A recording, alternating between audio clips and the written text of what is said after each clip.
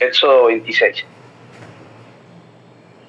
Harás el tabernáculo de 10 cortinas de lino torcido, azul, púrpura y carmesí, y lo harás con querubines de obra primorosa. La longitud de una cortina, 28 codos, y la anchura de la misma cortina, 4 codos. Todas las cortinas tendrán una misma medida. 5 cortinas estarán unidas una con la otra, y las otras 5 cortinas unidas una con la otra. Y harás lazadas de azules en las orillas, y la última cortina de la primera unión, lo mismo harás en la orilla de la cortina de la segunda unión. 50 lazadas harás en la primera cortina y 50 lazadas harás en la orilla de la cortina que está en la segunda unión. Las lazadas estarán contrapuestas la una a la otra. Harás también 50 corchetes de oro con los cuales enlazarás las cortinas la una con la otra, y se formarán un tabernáculo. Harás asimismo cortinas de pelo de cabra para una cubierta sobre el tabernáculo. 11 cortinas harás. La longitud de cada cortina será de 30 codos y la anchura de cada cortina de 4 codos. Una misma medida tendrán las 11 cortinas. Y unirás 5 cortinas aparte y las otras 6 cortinas aparte, y doblarás la sexta cortina en el frente del tabernáculo. Harás 50 lazadas en la orilla de la cortina al borde de la unión, y 50 lazadas en la orilla de la cortina de la segunda unión. Harás asimismo 50 corchetes de bronce, los cuales meterás por las lazadas que enlazarás en las uniones para que se haga una sola cubierta. Y la parte que sobra en las cortinas de la tienda, la mitad de la cortina que sobre, colgará a espaldas del tabernáculo, y un codo de un lado y otro de otro lado, que sobra a lo largo de las cortinas de la tienda. Colgará sobre los lados del tabernáculo a un lado y al otro para cubrirlo. Harás también a la tienda una cubierta de pieles, carneros teñidas de rojo, y una cubierta de pieles de tejones encima. Y harás para el tabernáculo tablas de madera de acacia, que estén derechas. La longitud de cada tabla será 10 codos, y de codo y medio de anchura. 2 espigas tendrá cada tabla para unirlas una con la otra. Así harás todas las tablas del tabernáculo. Harás pues las tablas del tabernáculo, 20 tablas al lado del mediodía al sur, y harás 40 basas de plata debajo de las 20 tablas. 2 basas debajo de una tabla para sus 2 espigas, y 2 basas debajo de otra tabla para sus 2 espigas.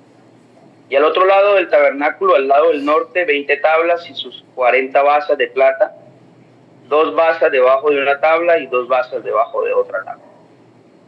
Y para el lado posterior del tabernáculo al occidente haráis 6 tablas.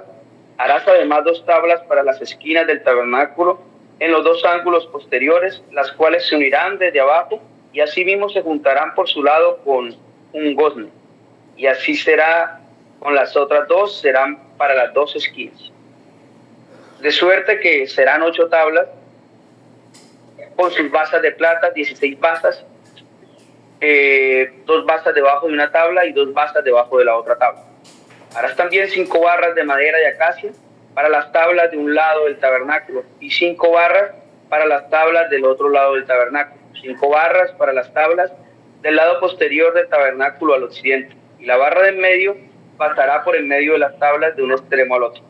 Cubrirás de oro las tablas, y harás tus anillos de oro para meter por ello las barras. También cubrirás de oro las barras. Y alzarás el tabernáculo conforme al modelo que fue mostrado en el monte. También harás un velo de azul, púrpura, carmesí, lino torcido. Será hecho de obra primorosa con querubines, y lo pondrás sobre 4 columnas de madera de acacia cubierta de oro. Tus capiteles de oro sobre basas de plata, y pondrás el velo debajo de los corchetes, y meterás allí del velo dentro del arca del testimonio. Y aquel velo os hará separación entre el lugar santo y el lugar santísimo. Pondrás el propiciatorio sobre el arca del testimonio en el lugar santísimo. Y pondrás la mesa fuera del velo, y el candelero en frente de la mesa al lado sur del tabernáculo. Pondrás la mesa al lado norte. Y harás para la puerta del tabernáculo una cortina de azul, púrpura, carmesí, lino torcido y obra de recamador.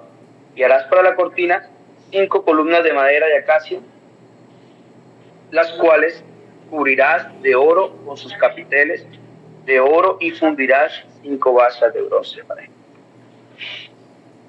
Mientras meditaba en esta porción y sus numerosas descripciones de cómo el Señor dio indicaciones precisas y específicas sobre la edificación del tabernáculo de reunión, veía con un poco de dificultad el meditar en un capítulo que abunda tanto en descripciones de muchos elementos y detalles, pero traía a mi mente, según de Timoteo, capítulo 3, versículos 16 al 17, toda la escritura es inspirada por Dios y útil para enseñar, para redarguir, para corregir, para instruir en justicia, a fin de que el hombre de Dios sea perfecto y enteramente preparado para toda buena obra. Pues no nos queda más que reconocer que esta porción es útil para todas estas cosas. Nos adentramos entonces a lo que son las indicaciones que Dios dio a Moisés y que se debían cumplir con exactitud sobre la construcción del tabernáculo de reunión.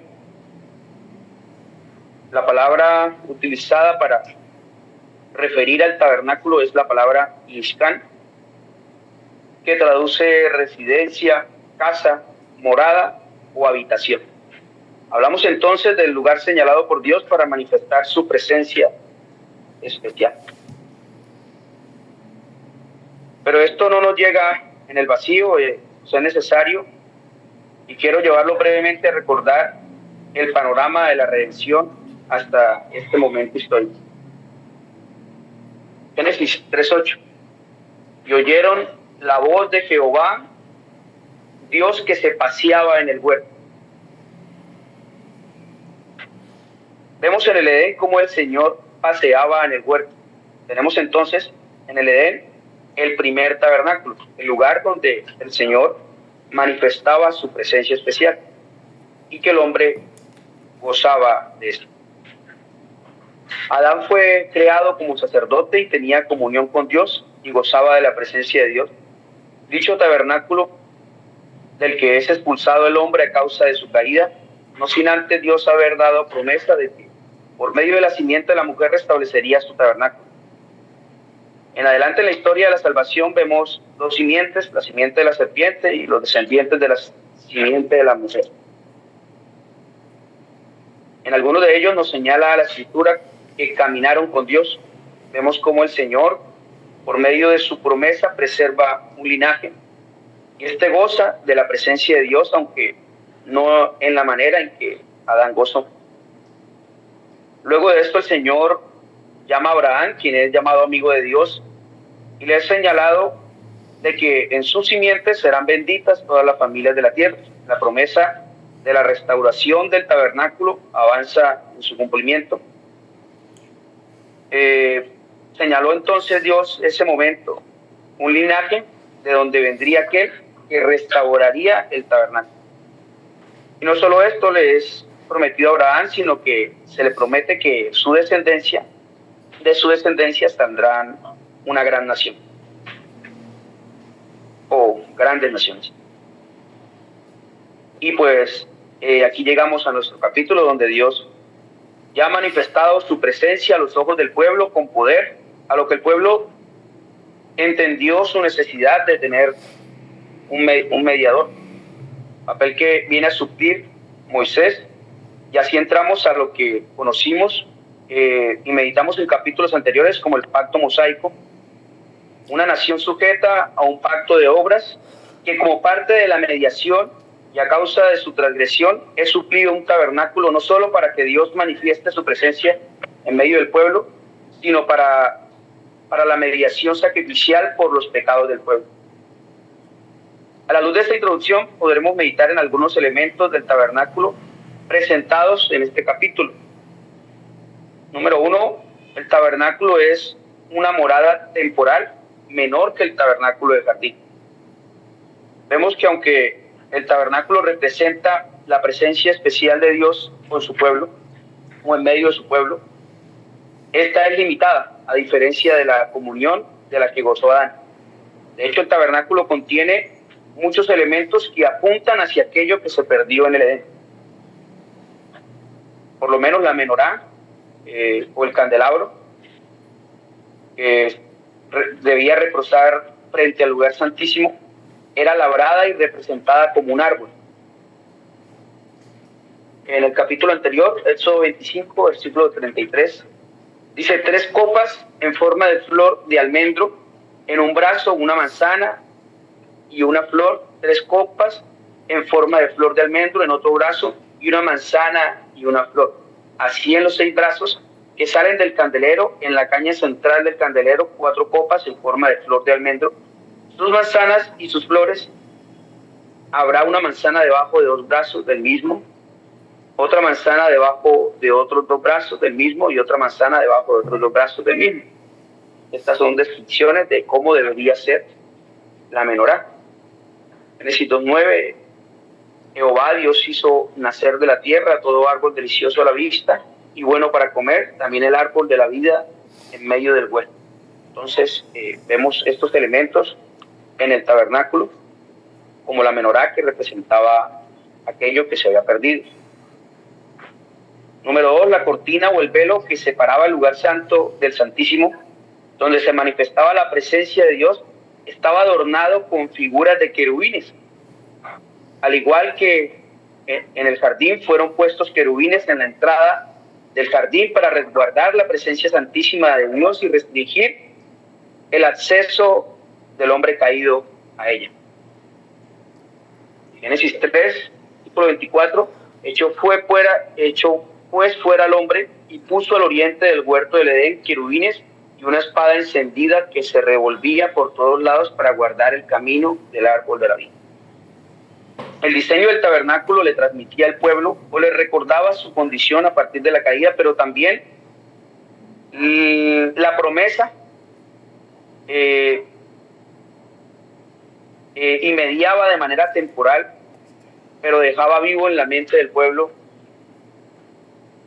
la promesa del restablecimiento de un mejor tabernáculo. Vemos también en este capítulo un principio regulador de la adoración, y es que este pueblo que acababa de entrar en pacto no le era permitido la adoración de cualquier manera, sino que todos los elementos vinculantes a la adoración y el sacrificio eran detalladamente dirigidos por Dios mismo, tanto así que en el versículo 30 se nos dice: y alzarás el tabernáculo conforme al modelo que te fue mostrado en el monte. Así que esto le fue mostrado a Moisés mientras se entraba en la nube. ¿No estamos nosotros entonces facultados en lo concerniente a la adoración a innovar o a tomar elementos de otras culturas o sistemas religiosos e introducirlos en nuestra oración pública, como de hecho lo hicieron los israelitas mientras Moisés recibía estos detalles de cómo debería ser adorado Dios? Y aunque en el nuevo pacto no permanecen muchos de los elementos de la adoración del antiguo pacto, la rigurosidad con la que es levantado el tabernáculo y la solemnidad de estos mandamientos nos recuerda que es Dios mismo quien determina cómo debe ser adorado, y esta es una verdad inmutable, aunque hayan aspectos de la adoración que cambian en el nuevo pacto. El Dios que es adorado no cambia. Hebreos 12, versículo 28 al 29. Así que recibiendo nosotros un reino inconmovible, tengamos gratitud y mediante ella sirvamos a Dios agradándole con temor y reverencia, porque nuestro Dios es fuego consumidor. Por último, este capítulo, meditando en él, podemos recordar la superioridad del nuevo pacto, porque en Cristo Dios ha cumplido la promesa de levantar el tabernáculo, aquel del cual el hombre fue expulsado, que no es como este tabernáculo temporal. En el capítulo 7 de 2 de Samuel, David meditaba en que vivía en un palacio mientras la morada de Dios, el tabernáculo, era hecha de pieles. David deseaba construir una morada a Dios de mayor gloria que el tabernáculo. A lo que Dios le responde con una pregunta retórica en el versículo 5. ¿Tú me has de edificar casa en que yo more? En otras palabras, tú no me edificarás casa. En el mismo capítulo, a partir del versículo 12 al 16, dice el Señor: y cuando tus días sean cumplidos y duermas con tus padres, yo levantaré después de ti a uno de tu linaje, el cual procederá de tus entrañas, y afirmaré su reino. Él edificará casa a mi nombre. Y yo afirmaré para siempre el trono de su reino. Yo le seré al Padre, y él me será a mi hijo. Y si hiciere mal, yo le castigaré con vara de hombres y con azote de hijo de hombres, pero mi misericordia no se apartará de él, como la aparté de Saúl, al cual quité delante de ti, y será firmada tu casa y tu reino para siempre delante de tu rostro, y tu trono será estable eternamente. Cristo entonces es nuestro tabernáculo, es aquel que se prometió para establecer casa, y no casa temporal, sino eterna. Y en él tenemos acceso al lugar santísimo. Ya no hay un velo, se ha roto aquel velo que recordaba que el acceso a la presencia de Dios era inaccesible desde la caída y limitado bajo ciertas condiciones específicas en el pacto mosaico. Ahora es de libre acceso y estamos unidos a Cristo. Y esto solo puede producir en nosotros un deseo inmenso de agradecimiento y un deseo por vivir para Él. Y esto, mis hermanos, es lo que tenía preparado de este capítulo. Habría muchos elementos que se pudieran señalar, pero no quise abundar en ellos. Quise llevar esta meditación a estas realidades de que he levantado este tabernáculo que ya había sido prometido, pero que es una promesa que tiene un carácter temporal, porque la promesa contiene una restauración, un restablecimiento pleno del habitar con Dios. Entonces, pues bueno, eso es lo que tenía preparado.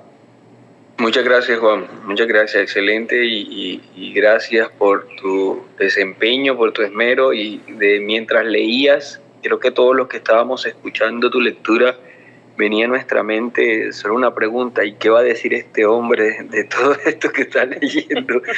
Eso es lo que venía a nuestra mente. Pero muchas gracias de verdad por ubicar tu pensamiento en algo tan acertado como la superioridad. También, ya en esto último que decías, pensaba en esa promesa, porque bueno, sabemos que al hijo de David se le permite crear ese majestuoso templo, a lo que él soñaba, una gloria que correspondiera a la majestad del Señor, pero que ese templo es derribado posteriormente, y luego los profetas se levantan diciendo: vendrá una gloria de esta casa que será superior a la gloria de la majestuosidad de Salomón. Y a lo largo del resto de todo el Antiguo Testamento se espera esa maravillosa edificación, y aparece Cristo diciendo que Él es el templo, como tú lo decías, y eso es algo maravilloso, ¿no? Y como tú también lo señalabas al final, ahora nosotros, si lo vemos así, ahora ni siquiera nosotros tenemos que entrar en el templo. Ya ni siquiera se trata de que debamos entrar en el templo, porque si Cristo es el templo y nosotros estamos unidos a Él, nosotros somos el templo. O sea, ya no hay ni siquiera que considerar en una separación. Ya hacemos parte nosotros, como dice Pedro, somos cada piedrita viva que conforma ese majestuoso templo que sigue creciendo y que le da gloria al Señor. De verdad que es maravilloso, maravilloso. De hecho, ahí en el capítulo 7 de 2 de Samuel, para los que dicen que pues esa promesa se viene a cumplir con Salomón, ¿no? Uh-huh. Pero la misma promesa contiene el hecho de que David partirá, uh-huh, o sea, morirá, y después de esto él levantará uno. Sí. Entonces vemos que no podía ser cumplido esto, claro. No podía ser Salomón. Claro. Él construiría casa. Y que en todo momento se muestra también en el Nuevo Testamento que aquel que vendría era uno superior a los reyes, porque pues, cuando se cita de que David le llama Señor, le llama su Señor, o sea, no puede referirse a alguien como él o de su descendencia, sino a alguien superior a él. Así es, mi pastor. Muchas gracias, Juancito, muchas gracias de verdad por tu esfuerzo y por la excelente presentación. No sé si nos despides en oración o si alguien quiere añadir algo a tanto detalle que hemos hablado.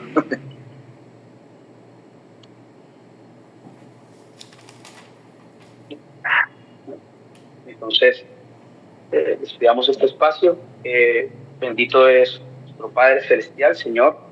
Gracias te damos, Dios mío, por recordarnos estas bellas cosas, Señor, que somos parte de tu templo, Señor, la iglesia unida en Cristo. Somos parte de tu morada especial, gozamos de ella, estás en medio de nosotros, muestras tu presencia en medio de tu iglesia, Señor, y habitaremos contigo eternamente, Señor. Ya este tabernáculo no tiene estas características temporales, Señor, sino que es el restablecimiento de todas las cosas y aún serán mucho más gloriosas a causa de la obra de Cristo. Gracias, Dios mío, por estas verdades, Señor. Pedimos por todos nuestros hermanos, Señor, que podamos desempeñar nuestras funciones, Dios mío, aquellos que son nuestros deberes, con una conciencia buena delante de ti, Señor, pudiendo hacer tu buena voluntad, aquello que es agradable a ti, Señor, y que estas verdades nos acompañen a lo largo de nuestro día y de todos los días de nuestra vida, Señor. Gracias te damos por todas estas cosas, Dios mío, en Cristo Jesús. Amén. Amén. Feliz día, mis